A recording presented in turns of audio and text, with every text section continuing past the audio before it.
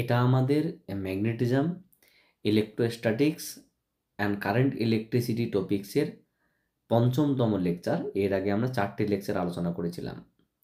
এখানে সাধারণত TGT, train graduate teacher, post graduate teacher, Navodaya Vidyalaya Samiti, Kendriya Vidyalaya Sangathan, state level selection test, West Bengal central school service commission, Madrasah service commission, Bihar public service commission etcetera, যে WBJEE, NEET, GNM, ANM, JENPAS etcetera বিভিন্ন competitive লেভেলের পরীক্ষার জন্য আমরা এখানে আলোচনা করছি।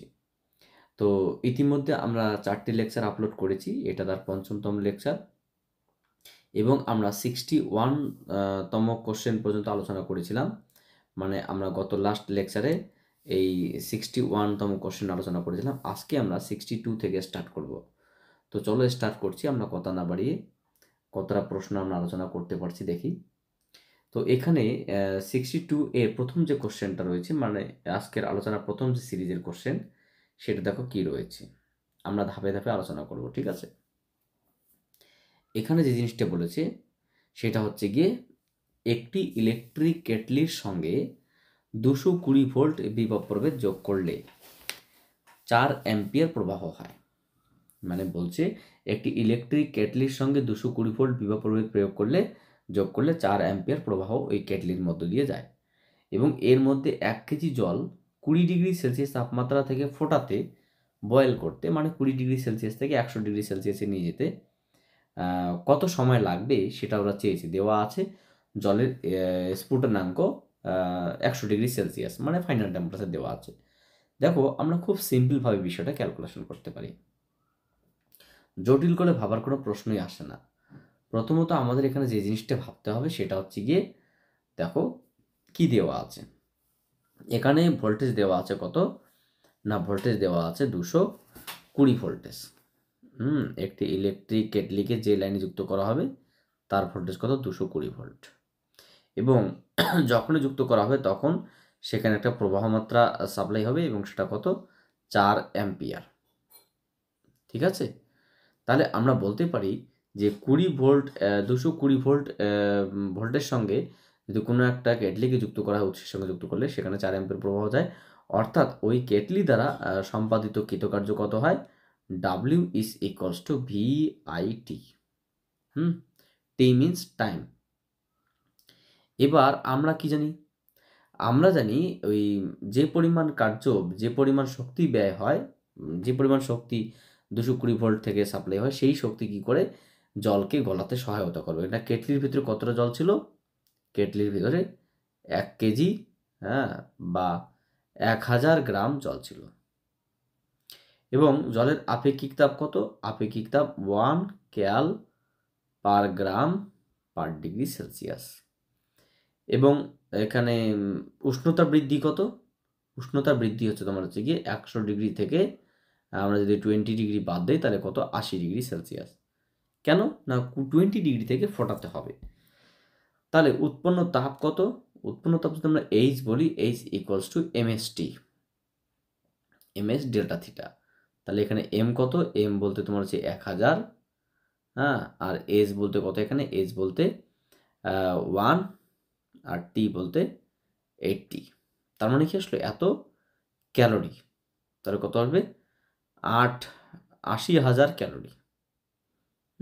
80,000 ক্যালোরি তোমার হচ্ছে গিয়ে তাপ উৎপন্ন হবে। এবার আমরা কি জানি আর একটা জিনিস, যে পরিমাণ কার্য সম্পন্ন করা হবে সেটা কি, W ইকুয়ালস টু JH, জুলের তুল্যাঙ্ক অনুসারে। সো W ইকুয়ালস টু আমরা কি লিখতে পারি, W ইজ ইকুয়ালস টু আমরা লিখতে পারি, W is equals to VIT is equals to J into MST, MS delta theta, T নয়। তাহলে কত সময় লাগবে না, টি সময় লাগবে এই জলটা ফুটতে। জলটা 20 ডিগ্রি সেলসিয়াস থেকে 100 ডিগ্রি সেলসিয়াসে যেতে, অর্থাৎ 80,000 ক্যালোরি তাপ উৎপন্ন করতে এই উৎস দ্বারা, এই 220 ভোল্ট উৎস দ্বারা যখন তোমার হচ্ছে 4 অ্যাম্পিয়ার প্রবাহ পাঠানো হবে, তখন এই ঘটনা ঘটাতে কত সময় লাগবে সেটাই আমাদের কাছে চেয়েছে। সো VI মিনস এখানে কত, 220 ইন্টু 4, 220 ইন্টু 4, এখানে কত, 80,000 ইন্টু এটা মান বসালাম, যে কত 4.2, যে এর মান কত 4.2। দেখো 4.2 জুল পার ক্যালোরি, এখানে এটা দেখো কি ক্যালোরি, তাহলে joule per calorie, calorie calorie কেটে গেল। তোমাদের একটা এখানে প্রশ্ন হতে পারে সিম্পলভাবে, স্যার আপনি এই জায়গাটা তো এসআইতে রয়েছে, আবার আপনি এখানে সবগুলো সিজিএসতে ক্যালকুলেশন করলেন, এটা নিয়ে কোনো সন্দেহ নেই। দেখো এইচের মানটা আলটিমেটলি আমি কী পেলাম, ক্যালোরিতে পেলাম। আর আমরা যে এর মানটা, যে মানটা বসালাম কত 4.2 জুল পার ক্যালোরি।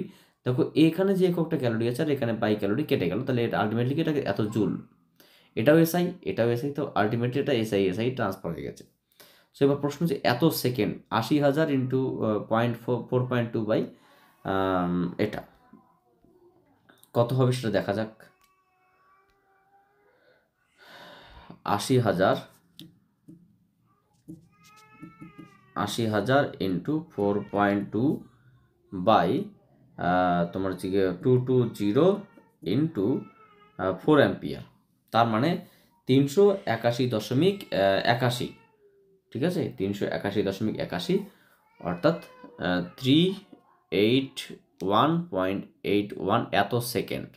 এটাকে যদি 60 দিয়ে আমরা ভাগ করি তাহলে কি হবে, 60 দিয়ে ভাগ করলে তাহলে এত মিনিট, মানে 6.36 মিনিট, অর্থাৎ 6 এটা মানে তোমার যেটা আসলো 6.36 মিনিট সময় লাগবে। আশা করি এখানে অপশন নিশ্চয়ই দেওয়া থাকবে। কি আছে অপশনে, দেখো এখানে দেওয়া আছে 6.3 minute. So option number B is the correct answer. কিচ্ছু নেই কোশ্চেনটায়, জাস্ট কোশ্চেনটা একটু লজিক্যাল বিষয় রয়েছে, একটু তোমাকে বুঝতে হবে। এই আমরা যে উৎসের সঙ্গে সংযুক্ত করলাম, সেই উৎস কতটা শক্তি ব্যয় করলো, এবং সেই ব্যয়িত শক্তি আমরা কি জল ফোটাতে সহায়তা করলাম, এবং ফোটাতে গিয়ে কত সময় লাগলো সেই ক্যালকুলেশন করলাম কত 6.3 মিনিট। তোমরা দরকার ভিডিওটাকে একটু রিপিট করে আবার প্রথম থেকে দেখবে, পরিষ্কার বুঝতে পারবে, টেনশনের কোনো কারণ নেই। পরবর্তী কোশ্চেন কি বলেছে না, একটা সার্কিট দেওয়া আছে 2, 4, 1, 5 ভোল্টেজ মানে ওহম দেওয়া আছে, প্রদত্ত বর্তনী 2 ওহম রোধের মধ্য দিয়ে 3 অ্যাম্পিয়ার প্রত্যেক প্রবাহিত হয়, তাহলে 5 ওহম রোধের মধ্য দিয়ে 5 ওহম রোধের সাপেক্ষে কি ক্ষমতা ব্যয় হয়। খুব সিম্পল বিষয়, উত্তর 5 ওয়াট হবে, আমি বুঝতে পারছি, কিন্তু কি করে আমি তোমাকে একটু হালকা দেখিয়ে দিচ্ছি। দেখো এখানে যে চিত্রটা দেওয়া সেই চিত্রটা আমি একটু ড্র করছি, ঠিক আছে, তাতে বুঝতে সহায়তা হবে। এখানে একটা রেজিস্ট্যান্স আছে, এখানে একটা রেজিস্ট্যান্স রয়েছে, এখানে দুটো রয়েছে, একটা দুটো, এবং এখানে একটা সোর্স রয়েছে, কোনো সমস্যা নেই। এটা 2, এটা 4, এটা 1, এটা 5। খুব ভালো করে দেখো লেখা আছে 2 ওহম রোধের মধ্য দিয়ে কত অ্যাম্পিয়ার কারেন্ট যায়, 3 অ্যাম্পিয়ার কারেন্ট যায়, তাই তো লেখা আছে। প্রদত্ত বর্তনীতে 2 ওহম রোধের মধ্যে 3 অ্যাম্পিয়ার প্রবাহিত হলে 5 ওহম রোধের সাপেক্ষে কতটা ক্ষমতা ব্যয় হয়। তাহলে আমরা এবার মেইন টপিকের দিকে যাওয়ার চেষ্টা করি। এখানে যে জিনিসটা বলেছে ওরা, যে 2 ওহম রোধের মধ্যে কত অ্যাম্পিয়ার কারেন্ট যাচ্ছে, 3 অ্যাম্পিয়ার। তাহলে এবার তোমাকে যে প্রশ্ন করা, এই পয়েন্টটার নাম এ আর এই পয়েন্টটার নাম বি, তাহলে বলো তো ভি অফ এ বি মানে এ বিন্দু এবং বি বিন্দুর মধ্যে ভোল্টেজ কত হবে, অবশ্যই 2 × 3 6 ভোল্ট। প্রশ্ন স্যার কেন, এ বিন্দু বি বিন্দুর সঙ্গে এই 2 এর দুই পাশের ভোল্টেজের কি সম্পর্ক, 2 ওহম 4 ওহম এবং এই 1 এবং 5, এই তিনটি রোধ কিন্তু পরস্পর সমান্তরালে আছে।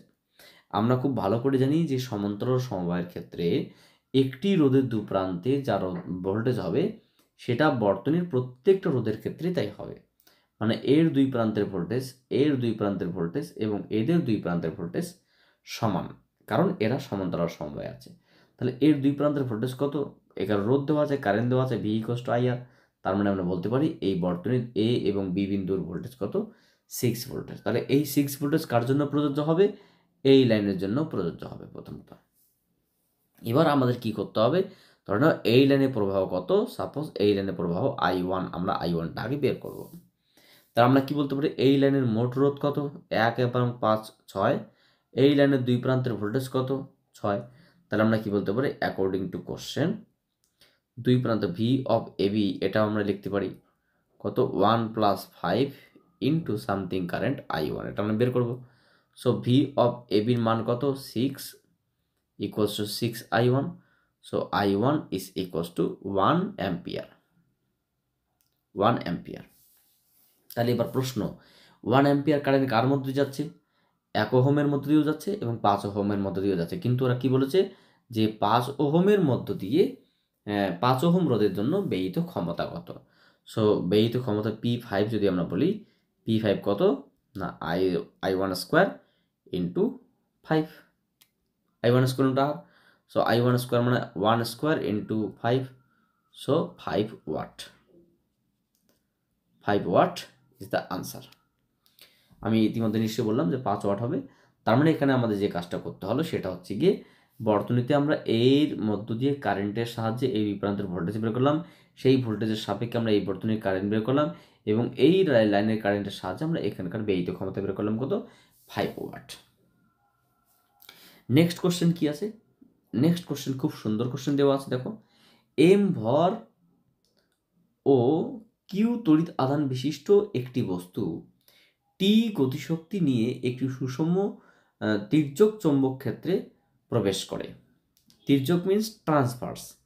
একটা বিষয় মাথায় রাখবে যে এম ভর কিউ আধান বিশিষ্ট একটি বস্তু টি গতিশক্তি বা বেগ নিয়ে চৌম্বক ক্ষেত্রের সঙ্গে কীভাবে প্রবেশ করে? তির্যকভাবে। তার মানে মধ্যবর্তী কোণ কত? 90 ডিগ্রি।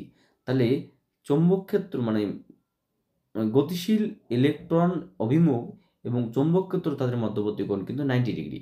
তাহলে আমরা বলতেই পারি যেহেতু এখানে গতিশীল মানে 90 ডিগ্রি, তার মানে কি এই আধান দ্বারা কোনো কার্য হবে না। 3 সেকেন্ড পরে বস্তুটির গতিশক্তি কত হবে? বস্তুটির গতিশক্তি সেম থাকবে, কারণ এখানে কার্যহীন বল বলা হবে। এখানে কি বলো? Workless force. হ্যাঁ, ওয়ার্কলেস ফোর্স বলা হবে, এটা কার্যহীন বল। Option number D is the correct answer হবে। কারণ এখানে মেইন কন্ডিশনটা কি? Transverse uniform magnetic field. তাহলে কোনো একটা এম ভরের কণা, এখানে যে বিষয়টা দাঁড়ালো, হ্যাঁ, কোনো একটা এম ভরের, আমরা এমনি জাস্ট বলতে পারি এম ভরের মানে এবং কি বাধান বিশিষ্ট একটি তড়িৎ কণা, যে আমরা জানি V F is equals to V cross B. F is equals to V cross B. যেহেতু ভি এবং বি পরস্পরের সঙ্গে অবিলম্ব রয়েছে, তাহলে এখানে কি চৌম্বক ক্ষেত্রে ওই আধান দ্বারা কোনো কার্য হবে না। তাহলে কার্য যদি না হয় তাহলে ওয়ার্কলেস। তাহলে যদি ওয়ার্কলেস হয় তাহলে যে গতিশক্তি নিয়ে এসেছিলো সেই গতিশক্তি তার অপরিবর্তিত থাকবে, অর্থাৎ 3 সেকেন্ড পরে তার গতিশক্তি কত হবে? টি হবে। Option number D is the correct answer. আচ্ছা, পরবর্তী কোশ্চেন কি বলেছে? খুব সুন্দর কোশ্চেনটা, এটা অত্যন্ত একটা লজিক্যাল কোশ্চেন। আমি মনে করি এইরকম কোশ্চেনগুলো পরীক্ষা আসার মতো, কারণ এইরকম কোশ্চেনগুলো করার জন্য তোমাকে স্পেশালি কনসেপ্ট দরকার আছে। দেখো, একটা পিকচার দেওয়া আছে। আমি যদিও ভালো করে দেখিনি এখনো কোশ্চেনটা, কিন্তু আমি থিমটা বুঝতে পেরেছি, পিকচারটা দেখেই বুঝতে পেরেছি। দেখো, দেওয়া আছে একটা পিকচার যেখানে পিএস বাহুতে একটা ফোর্স রয়েছে F1, আর কিউ বাহুতে একটা ফোর্স রয়েছে F3। একটা কথা মাথায় রাখবে, এই দুটি ফোর্স কিন্তু পরস্পর বিপরীতমুখী। তাহলে এবার তোমাকে প্রশ্ন করা যেতে পারে, প্রতি F1 বড় না F3 বড়? অ্যাকর্ডিং টু ফিগার, চিত্র অনুসারে বলতে পারি F3টা F1 এর থেকে বড়। এবার আমাদের নেক্সট কোশ্চেন যে কত বড়? তাহলে আমরা বলতে পারি যে না, F3 মাইনাস F1 এতটা বড়। তাহলে আমরা বলতে পারি F1 এবং F2 লব্ধি কত? F3 minus F1। এবং আর একটা ফোর্স কত? F2। তাহলে এই দুটির লব্ধি এবং F2 পরস্পর অবিলম্বে আছে এবং তাদের যে রেজাল্ট হয় সেটাই কি PQ। কারণ এটা একটা অতিভুজ হিসেবে কাজ করবে, কারণ এটার থেকে যদি এটা বাদ দেয় তাহলে আমরা কোনটাকে এটুকু মান পাবো। এখানে F3 থেকে যদি আমি F1 বাদ দিই তাহলে আমি কিন্তু এইটুকু মান পাবো। আর এখানে F2 কোনটা আছে? দেখো, আমি তোমাকে পিকচার অঙ্কন করে দেখাচ্ছি যে আমাদের যে পিকচারটা দেওয়া রয়েছে সেই পিকচারটা এরকম একটা পিকচার দেওয়া আছে। এর ফোর্স কত? এর ফোর্স তোমার F2। এটা কত? F1। এটা কত? F3। এটা কতটা চেয়েছে? আমরা সিম্পলভাবে বলতে পারি যে এই দুটি ফোর্স পরস্পর বিপরীতমুখী হওয়ার জন্য এদের লব্ধিটা কত হবে? লব্ধিটা হবে তোমার এইটুকু কত? F3 minus F1। এটা F2 মানে এটাও নিশ্চয়ই F2। তাহলে এটা কত হবে? এটা তোমার হচ্ছে কি লব্ধি ফোর্স, যদি আমরা বলি F নেট, তাহলে কি হবে? Root over of F3 minus F1 তার whole square plus F2 square.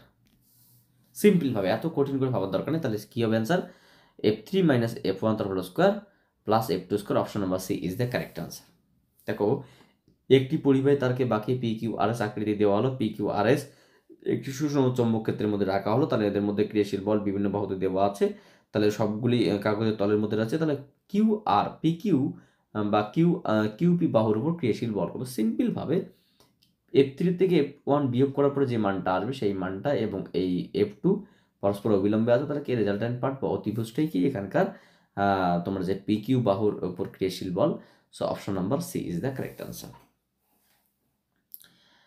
Next question কি বলেছে, যে 0.2 মিটার ব্যাসার্ধের একটি বৃত্তাকার চাকতিকে একটি সুষম চৌম্বক ক্ষেত্রে 1/π ওয়েবার পার মিটার স্কোয়ার চৌম্বক ক্ষেত্রে এমনভাবে রাখা আছে যাতে করে চাকতির অক্ষ এবং বি চৌম্বক ক্ষেত্র এর মধ্যবর্তী কোণ কত? 60 ডিগ্রি।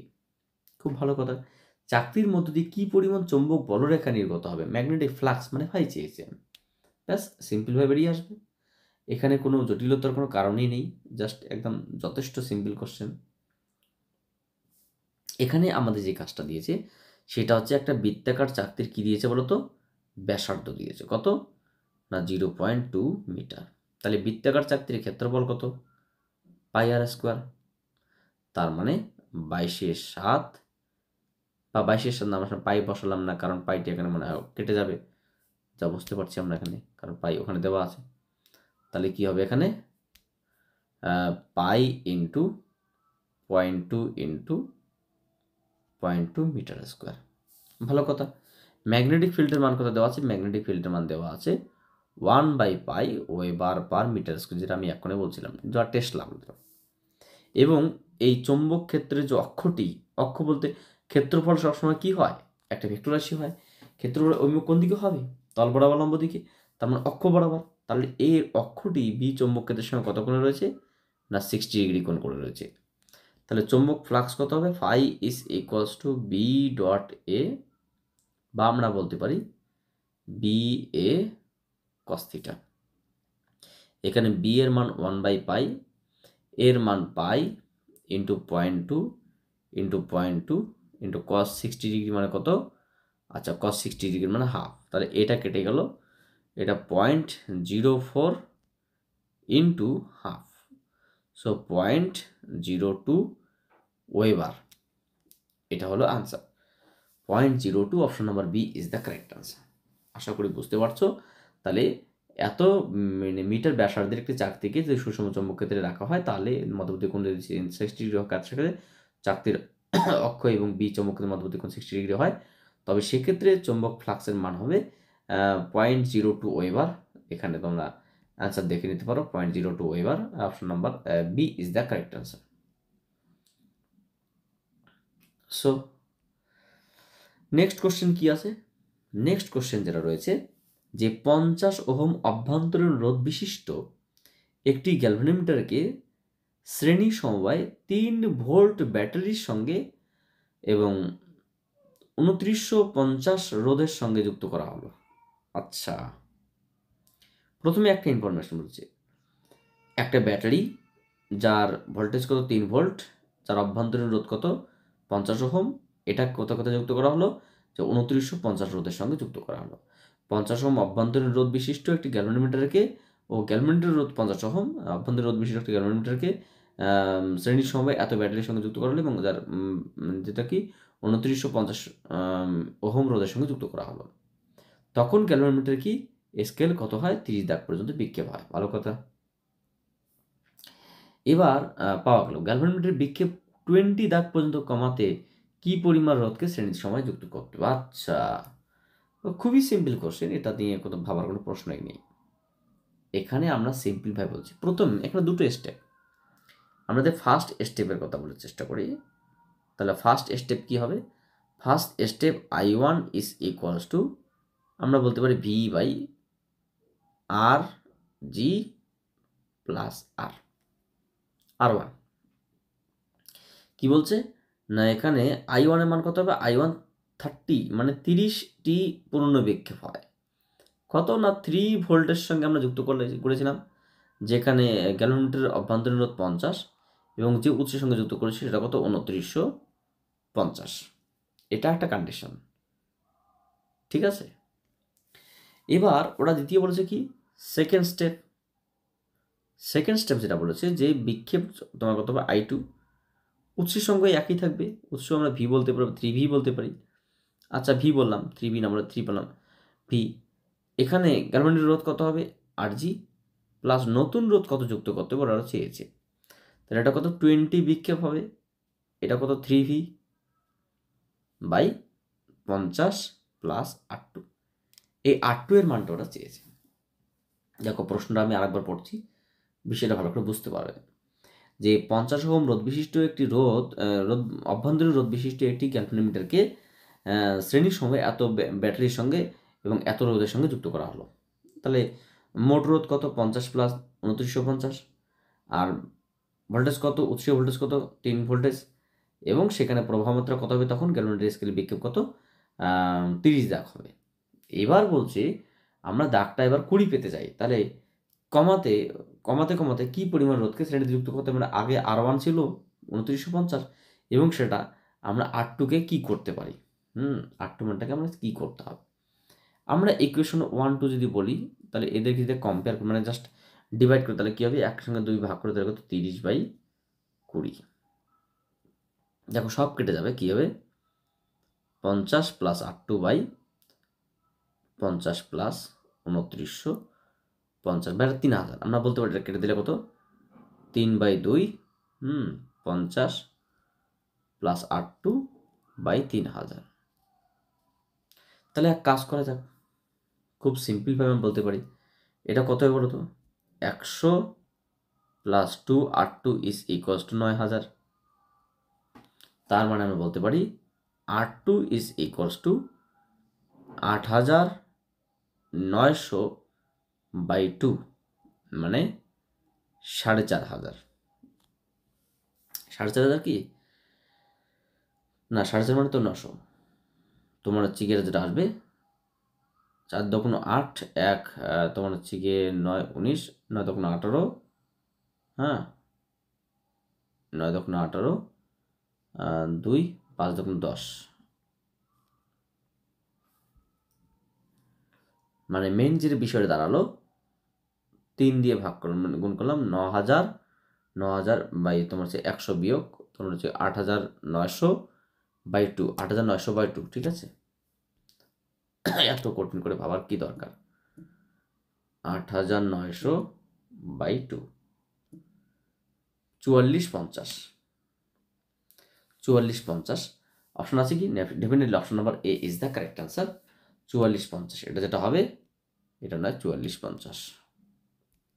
অর্থাৎ আমাকে ওর সঙ্গে শ্রেণীতে 4450 ওহম রোধ যুক্ত করতে হবে। Option number A is the correct answer. আশা করি বুঝতে পারছো। পরবর্তী যে কোশ্চেনটা রয়েছে সেটা আমরা একটু দেখছি কি আছে। 20 তাপমাত্রা বা 20 টেম্পারেচার হলো সেই তাপমাত্রা। একটা আমাদের এখানে কি উত্তর হচ্ছে আমরা জানার দরকার নেই, আমরা জাস্ট এটা মাত্রা করছি 20 টেম্পারেচারটা কি, যে উষ্ণতায় অয়স্চম্বক পদার্থ পরাচম্বক পদার্থে রূপান্তরিত হয় বা অয়স্চম্বক পদার্থ তার ধর্ম হারিয়ে পরাচম্বক পদার্থে রূপান্তরিত হয়, তার নাম 20 টেম্পারেচার। তাহলে এটা কি আমরা মাত্রা পেয়ে যাবো, 20 তাপমাত্রা হলো সেই তাপমাত্রা যার উপরে রাখলে অয়স্চম্বক পদার্থ তিরস্চম্বক না, অয়স্চম্বক পদার্থ পরাচম্বক, option number 20 the correct answer. পরাচম্বক এগুলো কিছু হবে না, অয়স্চম্বক পদার্থ পরাচম্বক পদার্থে রূপান্তরিত হয়। যে উষ্ণতায় অয়স্চম্বক পদার্থ তার চম্বক ধর্ম হারিয়ে পরাচম্বক পদার্থে রূপান্তরিত হয় তার নাম 20 temperature. So option number B is the correct answer. Next question কি আছে, একটি দীর্ঘ সলিনয়েডের পাক সংখ্যা 500 যখন এর মধ্য দিয়ে 2 অ্যাম্পিয়ার তড়িৎ প্রবাহ মাত্র হয় তখন এর প্রতিপক্ষের সঙ্গে জড়িত চৌম্বক বলরেখা 4×10⁻³ ওয়েবার। ভালো কথা। তাহলে সলিনয়েডের সাবেশাঙ্কের মান কত, সেলফ ইন্ডাক্টিভ বা ইন্ডাক্টিভ বা সেলফ ইন্ডাক্টান্স কত। একদম পাতি কোশ্চেন, এগুলো কোশ্চেন যদি আমরা না পারি তো কোন কোশ্চেনগুলো পারবো, এটাই প্রথম হচ্ছে আমাদের জানার বিষয়। এখানে যেটা বলা যায় সলিনয়েডের মধ্যে পাক সংখ্যা কত, পাক সংখ্যা 500। যদি এটা আমাদের সিম্পল বিষয়, কত প্রবাহ মাত্রা পাঠানো হলো 2 অ্যাম্পিয়ার। এবার চৌম্বক জড়িত চৌম্বক বলরেখা কত চৌম্বক বলরেখা তোমার হচ্ছে গিয়ে চৌম্বক বলরেখা সংখ্যা বা ফ্লাক্সের মান কত, যে 4 × 10⁻³ ওয়েবার। আচ্ছা, ওরা কি চেয়েছে, সলিনয়েডের সাবেশাঙ্ক কত। আমরা কি জানি, আমরা জানি phi is equals to Li সাবেশাঙ্ক। এবার এন, এটা কি ওয়ান টার্নসের জন্য, এন পাকের জন্য কি হবে, N phi is equals to Li, ওইটাই উৎপন্ন হবে। তাহলে এখানে সাবেশাঙ্ক আই এন সমান সমান কি N phi by I. So N এর মান 500, ফাই এর মান 4 × 10⁻³ আর আই এর মান কত 2। তাহলে 2 কাটলে কত হবে 2, তার মানে উপরে 1000 × 10⁻³ তার মানে এটা আলটিমেটলি কিন্তু 1 হেনরি। সো এখানে অ্যান্সার কত হওয়ার কথা 1 Henry. Option number D is the correct answer. অর্থাৎ সলিনয়েডের সাবেশাঙ্ক কত হবে 1 হেনরি। তোমরা এখানে দেখতে পারো, কোনো সমস্যা নেই, সিম্পল কোশ্চেন, একদম কিচ্ছু নেই। পরবর্তী কোশ্চেনটা কি রয়েছে, পরবর্তী কোশ্চেনটা তো মানে কিছুই নয়, জাস্ট একটা থিওরি বলতে পারি, আমরা একবারে বলতে পারি এই অ্যান্সারটা হবে ডি দাগেরটা E0I0/2 × cos phi। কারণটা আমি বলে দিচ্ছি, যদি এটা ক্যালকুলেশন তোমাদের দরকার নেই, যদি মনে হয় ক্যালকুলেশনের দরকার আমি তোমাদের দিয়ে দেবো, 1-1.5 পাতার ক্যালকুলেশন একটা আছে সিম্পলভাবে। একটি এসি বর্তনীতে তড়িৎচলক ও তড়িৎচলক বল এবং প্রবাহ মাত্রা নিম্নলিখিত সমীকরণ প্রকাশিত হয়। তাহলে এখানে তড়িৎচলক বলের সমীকরণ দেওয়া আছে, E = E0 sin ωt, এখানে এটা ωt, আর প্রবাহ মাত্রা I = I0 sin ωt - phi। AC বর্তনীতে প্রতি অর্ধে বা প্রতি চক্রে ওয়ান সাইকেলে গড় ক্ষমতা কত হবে সেটা চেয়েছে। আমি তোমাকে একটু ধরিয়ে দিচ্ছি, যদি এটা আমাদের দরকার নেই। এখানে একটা এসি সার্কিটে ইনপুট ভোল্টেজটা কত দেওয়া আছে, যেটাকে আমরা ই বলছি। So E is equals to E0 sin ωt। আর আউটপুট ডেভেলপমেন্ট কারেন্ট কত আছে, I = I0 sin ωt - θ। তাহলে আমরা কি জানি, এদের মধ্যে ব্যয়িত ক্ষমতা কত হবে, P is equals to EI। কেন, আমরা ক্ষমতা P = VI জানি। তড়িৎ বিজ্ঞানে খুব ভালো করে মাথায় রাখবে যে কোনো একটি তড়িৎ বিজ্ঞানের ক্ষমতা P is equals to VI। এখানে ভি এর ভূমিকা আছে ই তড়িৎচলক বল, আর আই তো আই, বাট সবগুলোই পরিবর্তিত। সেটা কত আসবে E0 sin ωt into I0 sin ωt minus theta, তাহলে এটা কি পরিবর্তী পাওয়ার। তাহলে একটি পূর্ণ চক্রে ব্যয়িত গড় ক্ষমতা কত হবে, একটি পূর্ণ চক্রে ব্যয়িত গড় ক্ষমতা 0 to t pdt by 0 to t dt। তোমরা জাস্ট এটা যদি ক্যালকুলেশন করো, এই পি এর জায়গায় এই মানটা বসিয়ে দাও, আর এটা মানে তো জাস্ট টি, ক্যালকুলেশন করে তুমি খুব সিম্পলভাবে পারবে যে নাকি half of I0 into E0 into cos θ। ব্যয়িত কোনো একটা পরিবর্তী বর্তনীর ব্যয়িত গড় ক্ষমতা রাশিমালা। অথবা তুমি এটাকে লিখতে পারো E0/√2 into I0/√2 into cos θ। অথবা তুমি এটাকে লিখতে পারো ERMS into IRMS into cos θ। cos θটা কি, এটার নাম ক্ষমতা গুণক, এটার নাম ব্যয়িত গড় ক্ষমতা। হ্যাঁ, এটার নাম ব্যয়িত গড় ক্ষমতা। হ্যাঁ, আর এটার নাম কি ক্ষমতা গুণক। ক্ষমতা গুণক ম্যাক্সিমাম হলে ব্যয়িত গড় ক্ষমতা ম্যাক্সিমাম হবে, মানে ক্ষমতা গুণকের উপর ডিপেন্ড করছে ব্যয়িত ক্ষমতাটা কী হবে। তো এখানে তোমার যে অপশনটা দেওয়া সেটা কত E0 I0/2 into cos θ। So option number D is the correct answer. তাহলে প্রতি অর্ধচক্রে বা প্রতি ওয়ান সাইকেলে ব্যয়িত গড় ক্ষমতা হবে E0 I0/2 into cos phi, যদি তাদের মধ্যবর্তী কোনো কত ফাই বা থিটা হয়। আচ্ছা, পরবর্তী কোশ্চেন কি আছে, পরবর্তী কোশ্চেন যেটা রয়েছে সেটা আমরা দেখবো এখানে, সেটা হচ্ছে গিয়ে একটি সলিনয়েডের মধ্যে চৌম্বক ক্ষেত্র প্রাবল্য সবসময় ধ্রুবক থাকবে। কেন? কারণ আমরা জাস্ট এমনি বলতে পারি। কিভাবে সম্ভব হচ্ছে বলে দিচ্ছি আমি তোমাকে। একটা সলিনয়েড নিলাম, ঠিক আছে? একটা সলিনয়েড মানে কি? সলিনয়েড মানে তো এরকমটা, এরকমটা, এরকমটা। তাহলে এর মধ্যে যখন আমরা চৌম্বক ক্ষেত্র দেখব, তোমরা হচ্ছে তড়িৎ প্রবাহ পাঠাবো, আমরা তড়িৎ প্রবাহ পাঠালাম, কারণ এখানে চৌম্বক ক্ষেত্রের সৃষ্টি হবে। সে ধরনের বলরাখি এদিকে গেল বা এদিকে গেল। তাহলে এই যে চৌম্বক ক্ষেত্রের যে সলিনয়েডের যে মধ্যবর্তী অঞ্চল আছে, এখানে কিন্তু চৌম্বক ক্ষেত্র কিন্তু ধ্রুবক থাকে। এটাই ওরা চেয়েছে। তারপর দেখো, একটি দীর্ঘ সলিনয়েডের মধ্যে চৌম্বক ক্ষেত্র প্রাবল্য কি সবসময় যাই থাকুক না কেন সেটা কি কনস্ট্যান্ট হয় একটা নির্দিষ্ট সলিনয়েডের ক্ষেত্রে। সলিনয়েড অ্যাকচুয়ালি বানানোর কি নিয়ম কি? এটা তোমার হচ্ছে কি একটা লম্ব দণ্ড আছে, এখানে আমরা একটা তারকে এমনভাবে জড়াবো যাতে করে প্রত্যেকটা পাক সংখ্যা কি ওই দণ্ডের সঙ্গে অবিলম্বভাবে থাকে, দণ্ডের অক্ষের সঙ্গে, তার নাম সলিনয়েড। যদি প্রশ্ন করা সলিনয়েড কাকে বলে? একটি দীর্ঘ অন্তরিত তারকে কোনো চোঙের গায়ে এরূপভাবে পেঁচানো হয় যে প্রতিটি পাক ওই চোঙের অক্ষের সঙ্গে অবিলম্বভাবে থাকে, তাহলে তাকে সলিনয়েড বলা হয়। আমরা এই দণ্ডটাকে যদি আলাদা করে দেই তাহলে এই জিনিসটার রূপ দেখতে হবে এটা। তাহলে এর মধ্যে যখন আমরা কোনো প্রভাব পাঠাবো তখন এখানে চৌম্বক ক্ষেত্রের সৃষ্টি হবে। এই চৌম্বক ক্ষেত্র বা চৌম্বক বলরেখা কি সলিনয়েডের মধ্যে বাইরে থাকবে, ভেতরে থাকবে। ভেতরে এই অঞ্চলটাতে কি চৌম্বক ক্ষেত্রের মান কিন্তু ধ্রুবক হবে, ঠিক আছে? এটাই ওরা চেয়েছে যে একটি দীর্ঘ সলিনয়েডের মধ্যে চৌম্বক ক্ষেত্র প্রাবল্যের মান কি হবে? ধ্রুবক হবে। পরবর্তী কোশ্চেন কি বলেছে যে একটি যখন একটি অয়স্চৌম্বক পদার্থকে সলিনয়েডের মধ্যে প্রবেশ করানো হয় তখন সলিনয়েডের মধ্যে তড়িৎ প্রবাহ মানে প্রবেশ করানো হয় ও সলিনয়েডের মধ্যে প্রবাহ পাঠানো হয়, তখন চৌম্বক ক্ষেত্র প্রাবল্যের মান কি প্রচুর হারে বাড়বে।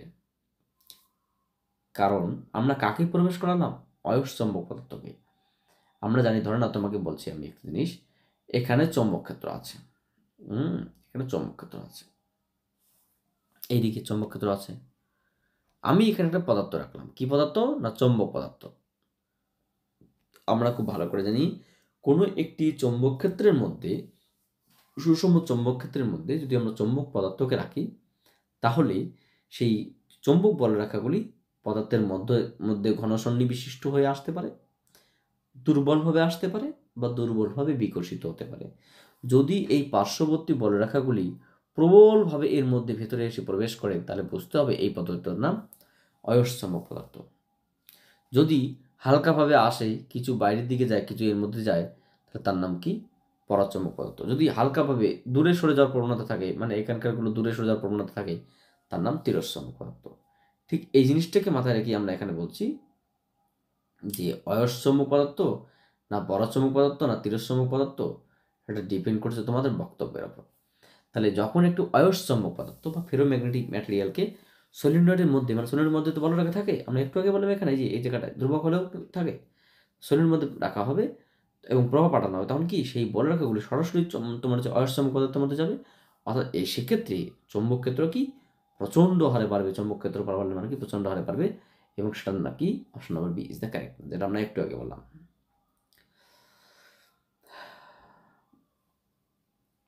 পরবর্তী কোশ্চেন কি বলছে যে একটি দণ্ডচৌম্বকের চৌম্বক ক্ষেত্রকে নিম্নলিখিত কোনটির সঙ্গে তুলনা করা যায়? একটা দণ্ডচৌম্বক মানে কি? তড়িৎবাহী লোক। তাহলে একটি দণ্ডচৌম্বক বলতে কি আমরা কি বুঝি বলতো? একটি দণ্ডচৌম্বক বলতে আমরা বুঝি যার নর্থ পোল সাউথ পোল আছে। এটা একটা মাথায় রাখবে।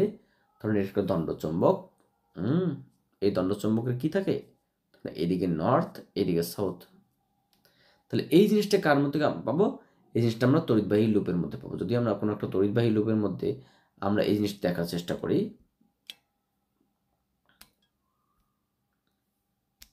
কোনো একটা তড়িৎবাহী লুপ ধরেন এরকমটা আছে, এই লুপের মধ্যে যখন আমরা কারেন্ট পাঠাবো তখন এই লুপটি একটা চৌম্বক দ্বিমেরু নিয়ে আচরণ করবে, কারণ এই লুপটির অ্যান্টি ক্লকওয়াইজ না ক্লকওয়াইজ তার উপর ডিপেন্ড করছে। এই দিকটা তোমরা চাই যেমন এই দিকটা সাউথ হবে এবং ওই দিকটা কিন্তু নর্থ হবে। তাহলে কি একটা লুপ একটা তড়িৎবাহী লুপ দণ্ড চুম্বকের ন্যায় আচরণ করছে। অর্থাৎ এখানে যেটা হবে, একটি বিদ্যুৎ পরিবাহী কুণ্ডলীর সঙ্গে বা লুপের সঙ্গে আমরা আচরণ করব। Option number D is the correct answer. একটি চুম্বকিত লোহার দণ্ডকে তীব্রভাবে উত্তপ্ত করলে, লোহা মানে অয়স্কম্বক পদার্থ, লোহা, নিকেল, কোবাল্ট। তো লোহাকে তীব্রভাবে মানে উত্তপ্ত করা হয়, তাহলে কি তার অয়স্কম্বক ধর্ম হারিয়ে এসে পরাচুম্বক পদার্থে রূপান্তরিত হবে, যেটাকে আমরা কুড়িবিন্দু বলি। পরাচুম্বক পদার্থের পরে কিন্তু আর চুম্বক ধর্ম হারায় না। অর্থাৎ একটি চুম্বকিত লোহার দণ্ডকে তীব্রভাবে উত্তপ্ত করলে চৌম্বক ক্ষেত্র প্রাবল্য কি দুর্বল হয়ে যাবে। হ্যাঁ, দুর্বল হয়ে যাবে, এটাই মানে পরাচুম্বক পদার্থ, পরা মানে কি তার চৌম্বক ক্ষেত্র প্রাবল্য আগে থেকে অনেক কমে গেল, দুর্বল হয়ে যাবে। Option number A is the correct answer. একটি স্থায়ী চৌম্বক শলাকা নিম্নলিখিত কোনটির উপর কোনো বল প্রয়োগ করে? স্থায়ী চৌম্বক শলাকা, মেইন কথা, স্থির আধানের উপর কোনো বল প্রয়োগ হয় না, ঠিক আছে। এই যে একটি স্থির ইলেকট্রনের উপর কোনো বল প্রয়োগ হয় না। গতিশীল ইলেকট্রন তো অবশ্যই হবে। চৌম্বকিত লোহাদণ্ডের উপরও করবে, লৌহদণ্ডের উপরও করবে, মানে চৌম্বকিত লোহাকে আকর্ষণ করবে। গতিশীল ইলেকট্রনকেও তোমার হচ্ছে আকর্ষণ করবে, কারণ গতিশীল ইলেকট্রন মানে সেখানে ফোর্স সৃষ্টি হবে। স্থির ইলেকট্রনের উপর কোনো বল ক্রিয়াশীল হয় না। নেক্সট কি বলছে, যে সুষম চৌম্বক ক্ষেত্রে একটি গতিশীল কুণ্ডলীর মধ্যে আবিষ্ট তড়িৎচালক বল নিম্নলিখিত কোনটির উপর নির্ভরশীল নয়?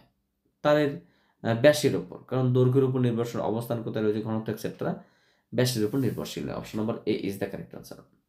তো যাই হোক, আমরা ভিডিওর লেন্থ বেশি বড় করতে চাইছি না। পরবর্তী লেকচারে আমরা 77 থেকে স্টার্ট করব, দেখি কতটা প্রশ্ন আমরা আলোচনা করতে পারছি। আজকে আমরা এই পর্যন্ত রাখছি। So thank you for watching my video and wait for my next class.